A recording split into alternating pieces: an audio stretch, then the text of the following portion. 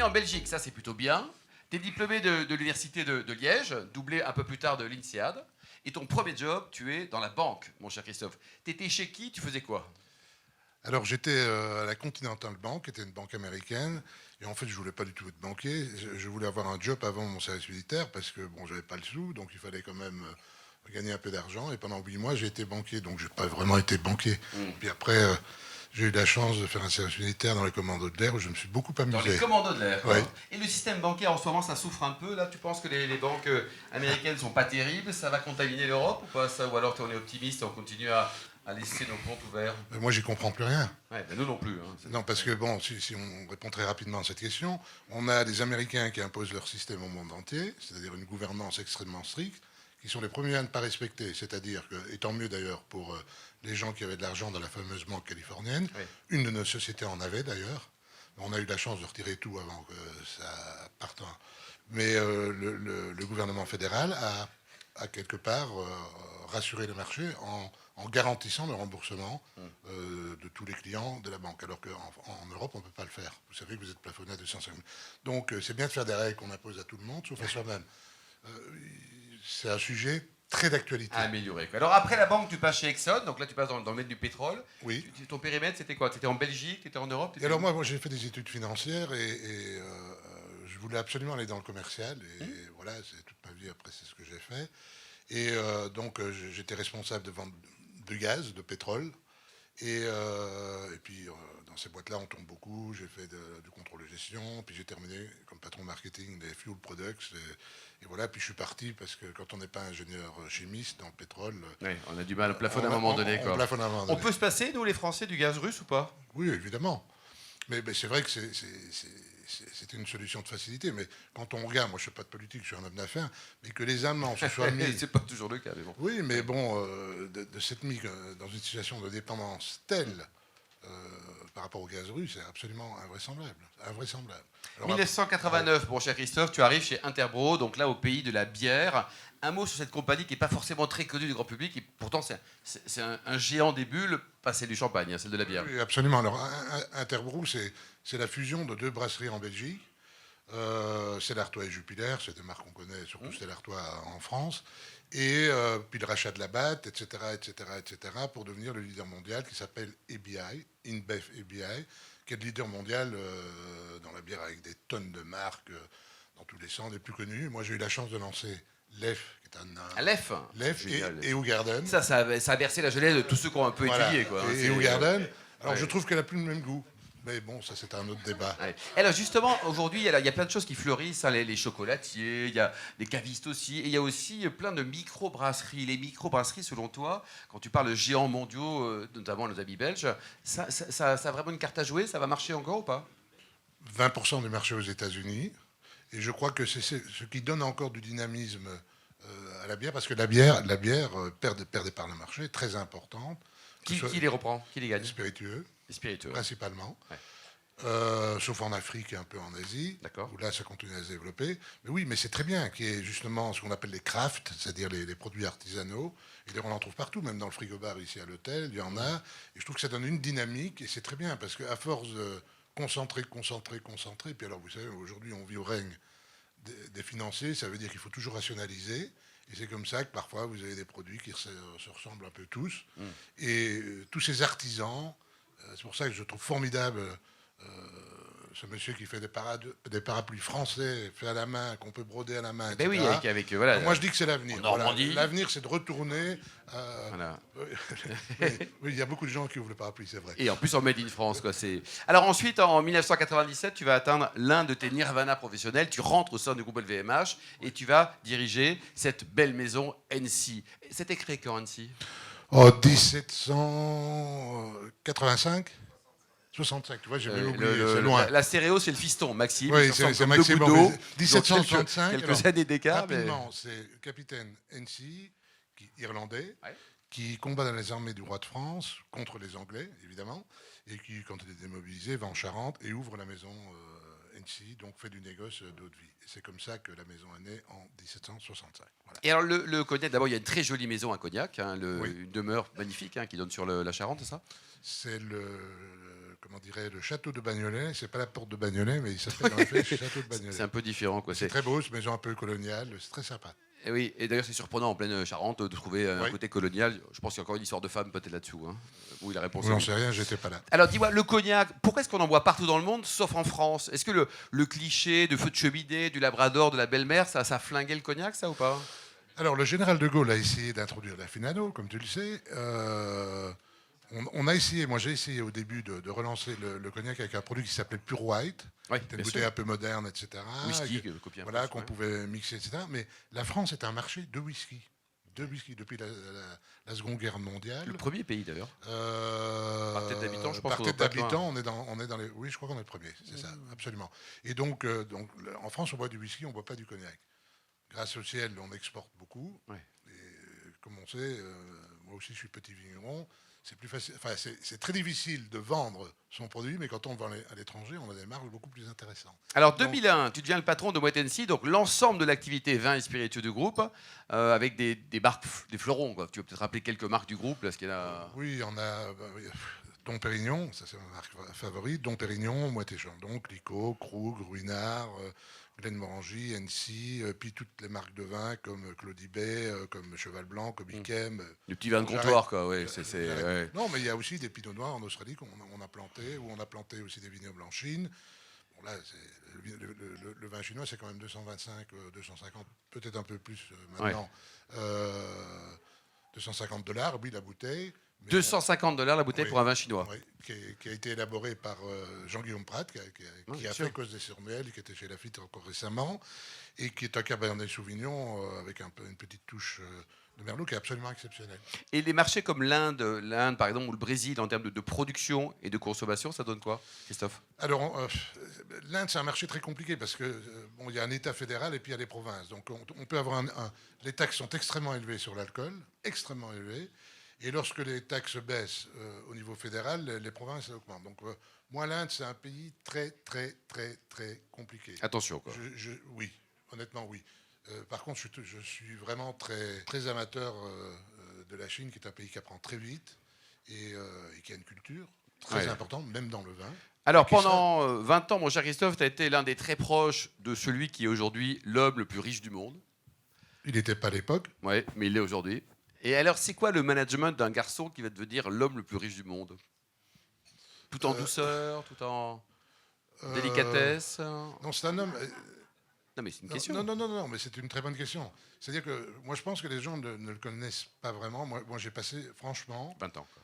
20 ans absolument formidable. C'est le plus grand entrepreneur que j'ai rencontré dans ma vie. Il m'a tout appris au niveau de l'esprit d'entreprise. C'est pour ça, d'ailleurs, qu'à un moment donné, j'ai décidé, ce qui m'a De un peu devenir sauvé, parce entrepreneur, qu'il quoi. il n'était pas très content.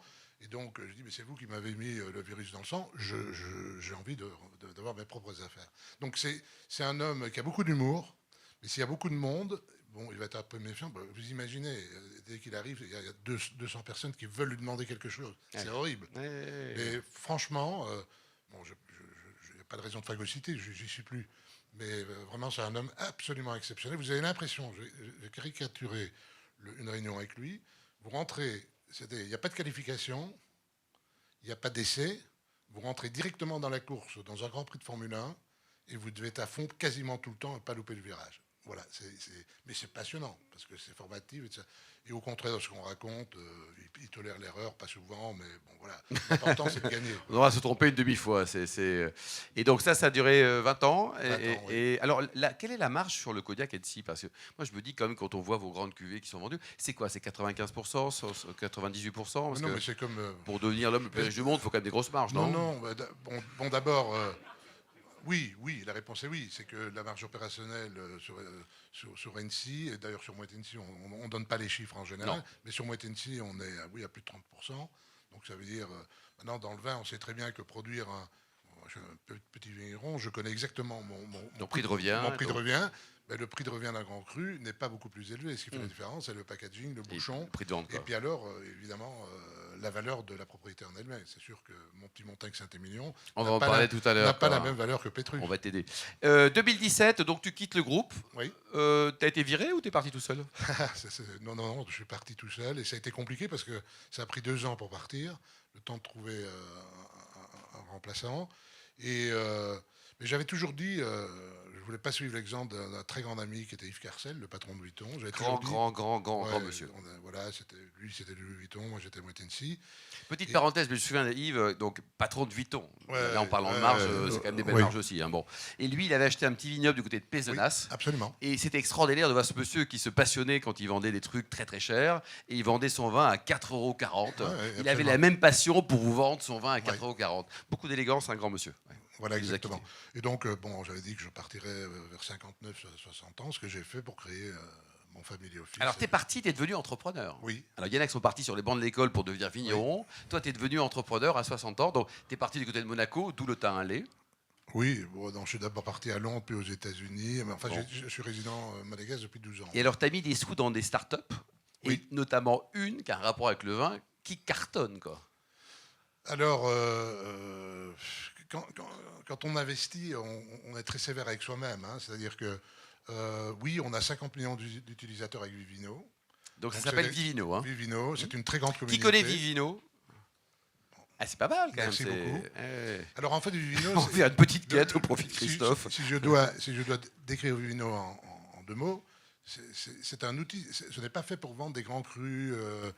C'est pas fait nécessairement pour les connaisseurs, bien qu'on puisse trouver des grands crus et des vins, parce qu'on a des moteurs, des algorithmes, etc., qui permettent de cibler. Moi, par exemple, je sais qu'il y a certains types de cépages qu'on ne fera jamais d'offre de vin parce que le système sait que ce n'est pas le cépage que je préfère. Avec Vivino, en fait, ce qu'on veut, c'est aider le consommateur. S'il achète une bouteille de vin, c'est qu'il ne soit pas déçu. Parce que plus il scanne, plus il achète, plus il se renseigne, plus il joue avec l'application, mieux on connaît son goût. Et d'ailleurs, dans l'industrie des vins spiritueux, les gens du marketing, bon, le marketing, moi, j'aime pas trop, parce que c'est très mécanique. Un mec qui était dans la bière, qui n'aime pas le marketing. Si, mais non, il faut provoquer de la désirabilité. Ah, ça, c'est différent. Et ça c'est Bernard Arnault qui me l'a appris, d'ailleurs. Ça, c'est pas du marketing, ça? Non, non, c'est autre chose. Le marketing, c'est des gens qui disent, je vais faire une étude de marché dans un cabinet qui vous prend beaucoup d'argent et qui vous dit, voilà ce que le consommateur veut. Non, ce qui est important, c'est de créer la désirabilité, c'est-à-dire qu'on a envie d'avoir, parce que c'est beau, parce que c'est bon, parce que... Voilà. On a envie. On a envie, voilà. Ouais. Désirabilité, c'est vrai dans tout. Oui, exactement. Donc là, et alors comment on fait pour investir dans des projets? Parce que je suppose, Manuel, que dans le cinéma, c'est pareil. Comment on fait pour sortir un vrai film qui a marché? Comment toi, tu as le nez? Comment tu définis, voilà, ce type, j'y crois, je crois à ce projet? C'est d'abord un homme, c'est d'abord un projet, c'est une idée, c'est ton feeling personnel, c'est quoi? Non, non, je crois d'abord c'est la stratégie et la vision qu'on peut avoir à terme. Mais c'est vrai que dans la technologie, c'est un peu particulier. On parle beaucoup de l'intelligence artificielle et beaucoup de gens des opinions n'y connaissant rien. D'ailleurs, c'est assez amusant. Mais on n'est qu'au début, d'ailleurs. Hein. Mais d'abord, on se trompe. C'est bien de se tromper, non? Albert Ferre me disait toujours, Christophe, tu dois jamais, si tu comprends pas, tu fais pas, et tu n'investis pas dans un truc qui n'est pas vraiment ton métier. Moi, je l'ai fait. J'ai investi dans le Uber des jets privés aux États-Unis. T'as perdu combien? Mais j'ai 1 million qui dort là quelque part. Tu vois. Mais oui, voilà. Donc, Ouais, voilà, mais tu vois, quand tu pars d'un grand groupe et que tu Bien te sûr. lances, c'est comme quand tu sautes en chute libre en parachute. C'est un nouveau métier. Et ça veut dire qu'il faut quand même un moment donné qui souffle. Ça veut dire quoi? Ça veut dire que le cash doit quand même à un moment donné rentrer. Oui. Et quand tu commences à investir, t'as quand même, c'est comme quand tu lances un nouveau produit, pendant 3 ans, il n'y a plus rien qui rentre. C'est différent d'être un employé. Donc le vrai employeur, c'est celui qui risque son pognon. Mais t'es Et heureux qui aujourd'hui. veut- T'étais et- heureux avant, mais t'es très heureux aujourd'hui, non? Oh, j'étais heureux tout le temps. Merci, mon Dieu, de Ouais. m'avoir donné la T'as chance. investi aussi dans les cocktails, c'est ça? Et dans les Oui, fruits secs, alors, c'est ça? alors, il faut dire qu'en France, on a vraiment un savoir-faire dans tout ce qui est... Dans les vins, bien sûr, mais dans les spiritueux aussi. Et les apéritifs. Vous vous souvenez, les apéritifs, ils sont un peu écroulés. Il y avait le mandarin, il y avait Le il y avait beer. le beer, etc. Pour les vieux, et, ça, hein. et d'ailleurs, on appelle un peu la région de Cognac la Spirit Valley, parce qu'il y a beaucoup de jeunes entrepreneurs qui, comme notre ami, ont lancé des marques. Et là, nous, on a lancé des cocktails. Donc, c'est pas des prémix, mais ce sont des cocktails qui sont tout faits. Donc, Moscow Mule, Cosmopolitan, il y a 19 cocktails, mais on ne pousse pas les 19. Le Negroni. Et c'est dans différents packaging en fonction de la cible, à savoir, on veut absolument être en trade, restaurant, bar et hôtel. Et là, on vient de lancer le fût. Pourquoi? Parce que sur les cocktails, aujourd'hui, le plus gros problème dans le métier de la restauration et de l'hôtellerie, c'est le personnel. Donc si tu dois faire 5 Negroni parce que tu as 5 copains qui vont avoir une Negroni, le bar il est bloqué pendant un certain temps. Donc le chiffre d'affaires ne tourne pas. Donc là, tic, tic, tic, tic, c'est fait, paf, et les marges sont exceptionnelles. Et très important, on a travaillé, parce que ça c'est... Bon, l'alcool c'est de l'alcool. Ça, c'est donc pas du on va marketing, le par changer. exemple. Non. Ça c'est de la stratégie. Ah, je t'aime, mon Christian. Alors, tu es également au bord de pas mal de sociétés, notamment Monégasque, ou alors des groupes cotés aussi dans les vins spiritueux, dans le vin en tout cas. Oui, au début, on a toujours envie de garder une certaine attache avec les grands groupes, etc. Donc j'étais pendant 12 ans chez Heineken. Bon, c'était déjà à l'époque de LVMH. Là, je suis dans le bord de Campari. J'adore parce que j'adore le propriétaire. C'est un type génial, très grand entrepreneur. Et puis c'est direct, c'est simple, ça fonce. Et puis je suis encore dans pas mal de boards. Et honnêtement, Vinexposium. Absolument. On a construit champion français à Paris. Donc là, je suis très content. Job is done. Puis il y a beaucoup de boards où je n'ai plus envie d'aller parce qu'aujourd'hui, franchement, je m'emmerde dans les boards. Pourquoi ? Parce que tout le monde veut parler, ça dure des heures. Au nom d'un gouvernant, vous entendez les auditeurs qui vous disent ce que vous avez envie d'entendre ou de ne pas entendre. Oh, c'est insupportable. À 20 ans, tu tolères, mais après. Non, Est-ce que tu as un bon plan pour fumer un bon cigare et acheter des bons cigares ? Alors, je crois que le meilleur moyen aujourd'hui, parce qu'il n'y a plus de cigares, vous l'avez remarqué, de temps en temps, on en a un peu, etc. Eh bien, je dois faire un aveu, c'est que j'ai pris une participation dans la boîte où j'achetais des cigares, avec une seule condition. Bon, d'abord, elle est où, en Suisse ? Non, elle est en Belgique, mais elle est leader en Angleterre, leader en Suisse, Bâle, etc. Et en fait, moi, je les aide aussi sur la partie spiritueux, où ils font beaucoup de craft, et moi, ça m'amuse. Donc, en fait, c'est le plaisir aussi de faire des choses où on peut s'amuser. Mais t'as tes cigares aussi, quand même, hein. J'en ai fumé tellement, et au début de tellement mauvaise qualité. Et alors, avant les questions spontanées, donc c'est Yves Charles qui a posé la première. Tiens, toi aussi, tu es vigneron, donc tu as acheté il y a 1 an et demi avec, en famille, je suppose, quelques hectares, 2 x 6, 12 hectares en Montagne-Saint-Émilion. Montagne-Saint-Émilion, oui. Ouais. Et là, c'est une horreur, non ? Non, c'est pas une horreur. Il faut tout créer, quoi. Il faut des sous, quand même. Oui, mais c'est très marrant parce qu'on peut ne pas être d'accord, mais aujourd'hui, en 2 mots, les chiffres clés. Le vin rouge, plus grand volume dans le monde. Le blanc, un peu monté. C'est intéressant. Au détriment du rouge, mais c'est marginal. Qu'est-ce qui a monté ? C'est les rosés. Oui. Et les vins pétillants avec les Prosecco italiens. Absolument. Donc ça, c'est l'environnement. Et on voit aujourd'hui, on peut produire du vin. Partout, il y a du bon terroir. On peut faire du bon vin si on a un bon œnologue, si on a un bon agriculteur. Je ne passe les détails, etc. Mais ce qui est très intéressant, c'est que nous avons... Moi, je crois les meilleurs terroirs du monde. En France. En France, je le crois. Il y a un savoir-faire. Les Américains sont là où ils sont grâce aux œnologues français.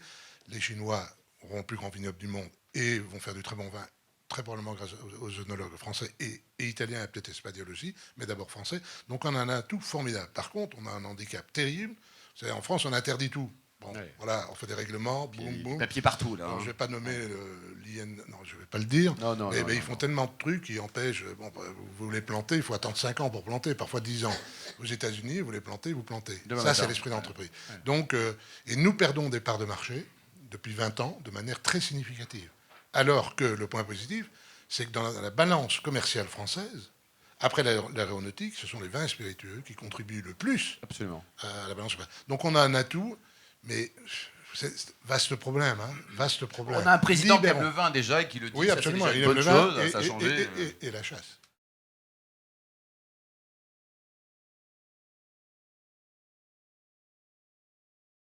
Ça, c'est une question super intéressante. Moi, j'adore les Chinois. Les Japonais, c'est des Allemands de l'Asie. Les Chinois, c'est des Italiens de l'Asie. De l'Asie, t'as dit, hein ? Oui, de l'Asie. Oui, de l'Asie. Les Japonais, c'est rigoureux, c'est qualité, c'est bien fait, c'est machin, mais c'est pas très rigolo. Même si j'ai passé beaucoup de temps au Japon, j'aime beaucoup le Japon. Les Chinois, c'est extraordinaire, tout est possible. C'est vraiment les Italiens de l'Asie. Alors, ils vous font un contrat, bon... Ah, mais ça, le contrat, ils s'en foutent, non ? Ils s'en foutent, oui, exactement. Oui, bon. Mais moi, je peux vous dire que je n'ai jamais eu aucun problème. On a fait le vignoble, on a développé NC, on a introduit le champagne, on a acheté une affaire de spiritueux chinois, ça a été beaucoup plus compliqué. On n'a pas réussi d'ailleurs. Et moi, je m'entends très très bien avec les Chinois et je dirais que c'est même presque plus facile qu'avec les Américains. Mais ils copient tout, là. Il y a du faux NC, il y a du faux Dom Pérignon, il y a du faux partout, là-dedans. Alors bon, le budget pour lutter contre la contrefaçon en Chine, c'est vrai qu'à un moment donné, c'était pas loin de... Oui, c'était 15 millions de dollars. Ouais, parce que je crois qu'il y a 70 000 bouteilles de faux. Et ça, il y a, oui, il y a, il y a un travail à faire, que les propriétaires doivent faire, etc. Mais bon, alors après, je parle globalement, hein. Bon, c'était quand même un régime un peu particulier. Vous savez, en Chine, c'est très simple. Vous respectez le Parti communiste, qui est aussi communiste que moi, c'est-à-dire pas du tout. OK. Et vous respectez les règles du jeu, vous avez zéro problème. Zéro. Vous allez aux États-Unis, vous avez quelqu'un qui vous attaque, vous commencez avec $1 million à payer à votre avocat, Ouais. et peut-être vous êtes interdit parce que vous êtes européen de vente, parce que vous êtes en concurrence avec un produit américain. Donc, je trouve que ça devient très compliqué. Et ce qui se passe aujourd'hui, pauvre Europe, pauvre Europe.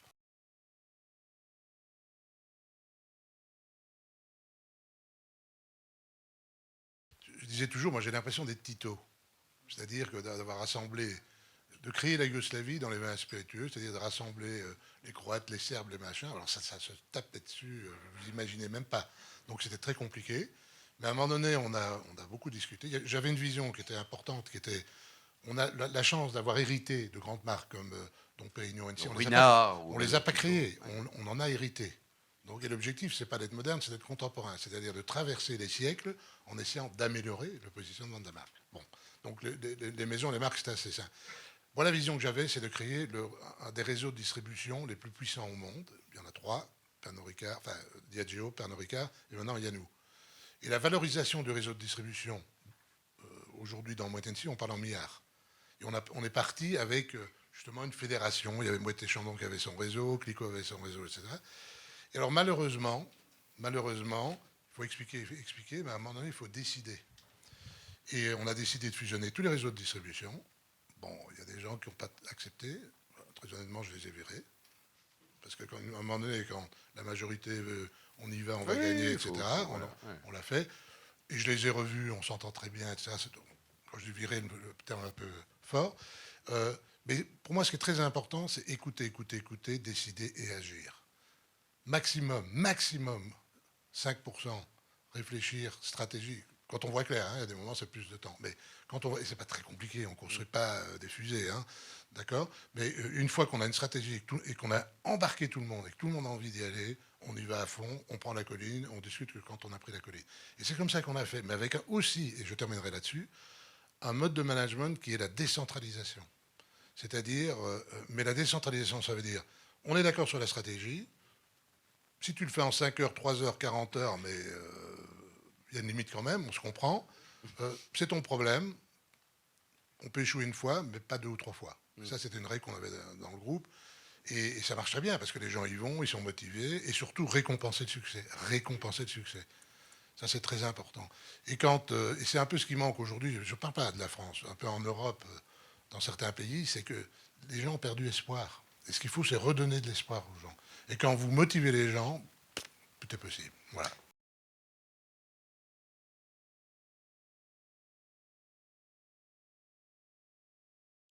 Moi, je pense, on a fait ça avec NC. Hein. NC, je voudrais résumer très rapidement. Il faut une vision. Il faut une vision. On était la deuxième marque de cognac. Je crois que Bartel était avant nous. Ou c'était Rémi. C'était Rémi. En tout cas, dans le trio, il y avait voilà, Bartel et on avait dit, on va devenir numéro 1, c'est très américain, c'est facile, tout le monde comprend. Mais ça, c'est la vision.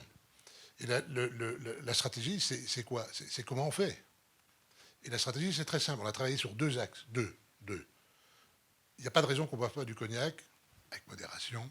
Non, mais là, entre nous, on peut dire la vérité. Voilà. On n'est pas à la radio. À n'importe quel moment, après avoir joué au tennis, etc., ça veut dire qu'il faut rendre... Avant de jouer au tennis. Ou avant de jouer au tennis, on fait des aises tout le temps, c'est bien. Mais, donc on a travaillé sur le moment de consommation. On garde nos consommateurs qui, avec un cigare, la vieille eau de vie, c'est très sympa. Il faut surtout les garder parce que c'est des bons clients. Mais il faut surtout les recruter. Et ça, on l'a fait par la mixabilité. Et le premier geste de mixabilité, c'est de rajouter de la glace. 80% du cognac bu en Asie, il y a de la glace. En Russie, ils ont tellement froid et de la glace qu'ils n'en mettent pas du tout. Okay, mais aux États-Unis, on a explosé parce qu'on a mixé avec du ginger ale, du coca, du machin, etc. etc. Et des égéries pas évidentes. Hein. On est Oui. avec des gens qui sortent de l'ordinaire, quoi, des rappeurs et compagnie. Quoi. Oui, mais à l'époque, on n'avait pas les moyens, hein, franchement, parce qu'on était en train de mourir au Japon, et donc on a attaqué d'abord les États-Unis et puis la Chine. Donc, quelque part, une vision, une stratégie, et là c'est les 5%, c'est du super dense. Il faut vraiment y croire, il faut vraiment se dire, ça c'est la stratégie, et puis après, on décline la stratégie en plan d'action, et finalement, moi j'adore les wargames. C'est un jeu de wargame, c'est-à-dire ne jamais ouvrir 3 fronts en même temps. On attaque un front, on gagne, on prend la position, on attaque un autre front. C'est comme ça qu'on a fait. On perdait au Japon, on s'est retiré, on a investi aux États-Unis et on n'était pas sûr de gagner. On a investi 1 million, 2 millions, 3 millions, 5 millions, 10 millions, 15 millions. Et là maintenant, on a plus de 100 millions. Mais on avance au fur et à mesure c'est de la conquête. C'est de la conquête. Alors pour répondre à votre question, le marketing, ça m'est arrivé souvent de dire à mes équipes marketing, d'ailleurs, ils ne m'aimaient pas trop finalement, je crois. Non, mais je dis, mais quand est-ce que vous êtes géniaux? Moi, j'ai toujours préféré les commerciaux. Pourquoi? Parce que le commercial, c'est le gars, il va se faire copain avec le barman, etc. Tiens, mon produit, fais-le goûter. Oui, mais si tu veux gagner une bonne marge, le prix, ça doit être ça. Donc, et ça quelque part, c'est du concret. C'est du concret. Et les marketeurs, ils se réfugient très souvent derrière des études de marché, ce qu'on leur dit de faire. Et puis alors, surtout, ils engagent beaucoup d'agences de promotion, de publicité. Pourquoi? Parce que où est le génie à la fin de la journée? Et une maison qui a très bien réussi, à l'époque c'était Philippe Pascal qui l'a dirigé, c'était Clicquot, parce que Clicquot, tout était inventé chez eux. Grand monsieur. Dans la maison. Je trouvais ça formidable. Bon, j'allais chez Moued, bon excuse-moi Maxime, je suis un peu précis, j'allais chez Moued, il y avait toujours une agence. Alors je leur disais en rigolant, mais d'accord. Ça coûte cher en plus, hein. Ça coûte cher, et puis en plus, si tu prends pas leur campagne ou leur truc, ils vont chez Peugeot, la porte à côté, et au lieu d'avoir une bouteille, t'as une bagnole. Voilà. Non, je suis un peu taquin. Hein, mais... Oui, non, mais c'est... Bon, écoutez, il devait être exceptionnel, il a été, on applaudit très chaleureusement Christophe Tavar. Merci à toi.